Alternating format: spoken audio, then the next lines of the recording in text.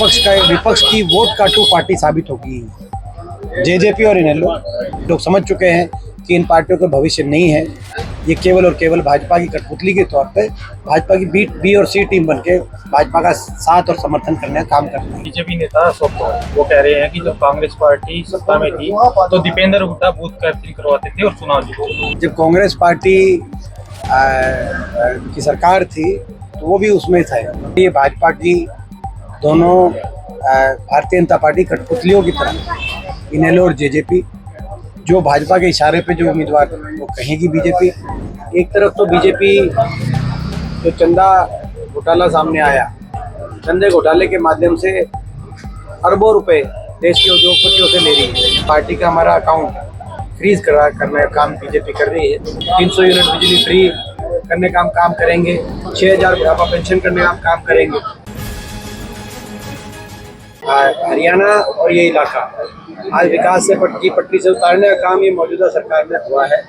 आज वो खुशहाली नहीं है, आज आर्थिक मंदी का दौर है, आज विकास की पटरी से उतर गया हरियाणा। आज बेरोजगारी में देश में नंबर 1 बन गया। आज महंगाई,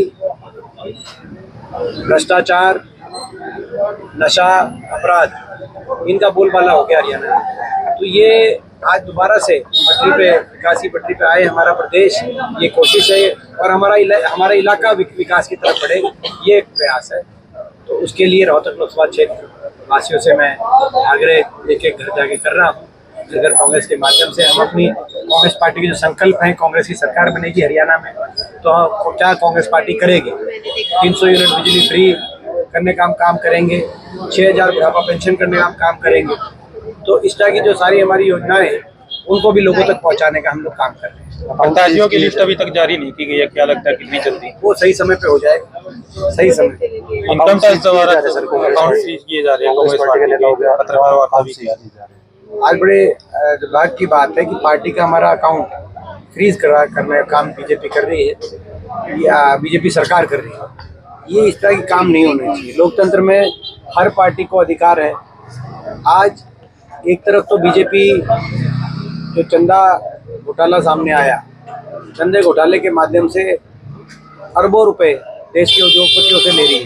जिस पे ईडी की कार्रवाई हो उसी से बीजेपी चंदा ले रही है, या जिसको कॉन्ट्रैक्ट देना है उससे ले रही है। यहाँ तक कि वैक्सीन बनाने में जब कोविड के टाइम सारा देश अपने खुद की जेब से भी किसी को खर्च करना पड़ता था, पीछे कोई नहीं हट रहा था। इंसानियत को बचाने के लिए, कोई ऑक्सीजन पहुंचाने के लिए, कोई सारे अपने प्रयास करे थे। उस समय बीजेपी ने, मैं पूछना चाहता हूँ, जो करोड़ों रुपए का चंदा लेने के बाद उस वैक्सीन बनाने वाले कंपनी को बीजेपी ने अधिकृत किया। उसके बाद पहले चंदा लिया, उसके 5 दिन के बाद प्रधानमंत्री जी से 2 मिले और फिर उसके बाद उसको देश में कोविशील्ड वैक्सीन का उसको जो है परमिट मिल गया।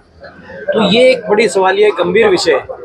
तो एक तरफ तो बीजेपी देश को यूं लूटे, दुनिया की सबसे संपन्न पार्टी बनने का अपना वो करे, काम करे, सबसे अमीर पार्टी बनने का, और दूसरी तरफ विपक्षी पार्टियों की जो हमारे पास, कांग्रेस के पास तो वैसे ही कुछ ज़्यादा नहीं है, और आप हमारे जो है कि भाई अकाउंटों को फ्रीज करें ताकि कांग्रेस चुनाव ना लड़ पाए, पार्टी का प्रचार ना हो पाए। तो ये कहीं ना कहीं देश के लोकतंत्र के लिए ये सारी चीज़ें जो चल रही है, वातावरण बनाया जा रहा है, ये लोकतंत्र और संविधान के लिए ठीक नहीं है। सांसद अर्जुन शर्मा ये कह रहे हैं कि कांग्रेस के जो नेता है वो डरते हैं अभी चुनाव से। देखिए, ये कोई मैं समझता हूँ क्या कह रहे हैं क्या नहीं, कोई मैं समझता हूँ डरने डराने की इस तरह की बात नहीं है। चुनाव में तो अपने लोगों के सामने एक विकल्प रख के किस तरह से अपना इलाका विकास की तरफ कैसे आगे जाए, ये एक बात है। और तो ये एक मैं इस लाए पे होता है चुनाव। तो बाकी तो मैं समझता हूँ कि ये लोगों को पता है कि लोगों का, रोहतक लोकसभा क्षेत्र वासियों को पता है कि रोहतक लोकसभा क्षेत्र का विकास जब हमें मौका मिला, जो मुझे यहाँ से बतौर सांसद मौका मिला, हमारी सरकार बनी हरियाणा में, उस समय रोहतक लोकसभा क्षेत्र में विकास हुआ था, लोगों के काम हुए थे। और आगे मौका मिलेगा तो और मजबूती से विकास और लोगों के काम होंगे हमारे इलाके में, ये लोगों को विश्वास है। बीजेपी नेता अशोक तंवर वो कह रहे हैं कि जब कांग्रेस पार्टी सत्ता में थी तो दीपेंद्र हुड्डा बूथ कैप्चरिंग करवाते थे और चुनाव जीते। वो मैं उनका नहीं कहना चाहता, क्योंकि जब कांग्रेस पार्टी की सरकार थी तो वो भी उसमें थे, वो भी कांग्रेस में ही थे। करनाल सीट है उस पर उपचुनाव होने हैं, तो अभय सिंह चौटाला का बयान आया है कि कांग्रेस पार्टी मजबूत उम्मीदवार उतारती है तो हम पीछे हट जाएंगे और कांग्रेस पार्टी का साथ देंगे। देखिए, ये दोनों इनेलो और जेजेपी, आप इनको देखना, हमने पहले ही कह दिया, ये भाजपा की दोनों भारतीय जनता पार्टी कठपुतलियों की तरह। इनेलो और जेजेपी, जो भाजपा के इशारे पे जो उम्मीदवार वो कहेगी बीजेपी, उसी उम्मीदवार को वहाँ पे किस तरीके से विपक्ष की वोट काटू पार्टी साबित होगी। जेजेपी और इनेलो, ये इनेलो और जेजेपी इंडिया गठबंधन की और कांग्रेस पार्टी की के वोट काटू प्रत्याशी देने के फिराक में लोग हैं प्रदेश में। इस बात को लेकर मैंने प्रदेश के लोगों को पहले ही चेताया, सही समय पे चेता दिया था। लोगों में जागृति है, लोग समझदार हैं, लोग समझ चुके हैं कि इन पार्टियों का भविष्य नहीं है।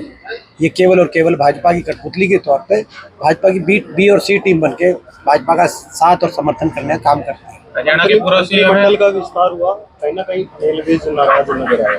देखिए, ये मंत्रिमंडल का जो विस्तार रहा है, ये कोई मंत्रिमंडल को बैलेंस मंत्रिमंडल इसको नहीं कह सकते। इसमें भाजपा के बहुत लोग जो है असंतुष्ट हैं, वो आपकी बात सही है, लेकिन बहुत से क्षेत्र ऐसे हैं जिन क्षेत्रों को प्रतिनिधित्व नहीं दिया गया है। जैसे रोहतक लोकसभा क्षेत्र, सोनीपत लोकसभा क्षेत्र, दो बड़े लोकसभा क्षेत्र हैं, इनमें एक भी कोई किसी को राज्य मंत्री का भी सीपीएस का भी स्थान नहीं मिला।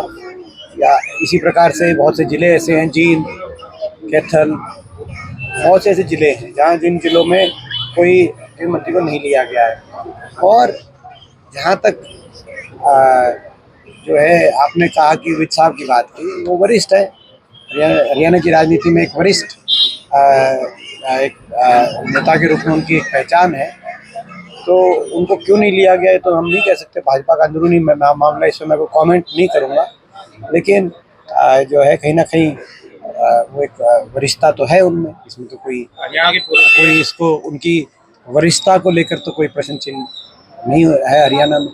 लेकिन वो भाजपा का अंदरूनी मैटर है, इसीलिए हम उस पर कोई कमेंट नहीं करेंगे। हरियाणा के पूर्व सीएम मनोहर लाल खट्टर, उनको Z+ सिक्योरिटी दी गई, लेकिन वो जब सत्ता में थे, जिन्होंने सिक्योरिटी मांगी थी उनको नहीं दी, किस तरह? देखिए, हम 10 साल जो है सत्ता में भी रहे, विपक्ष में भी रहे, कभी सिक्योरिटी की आवश्यकता हमें पड़ी नहीं, ना हमने मांगी।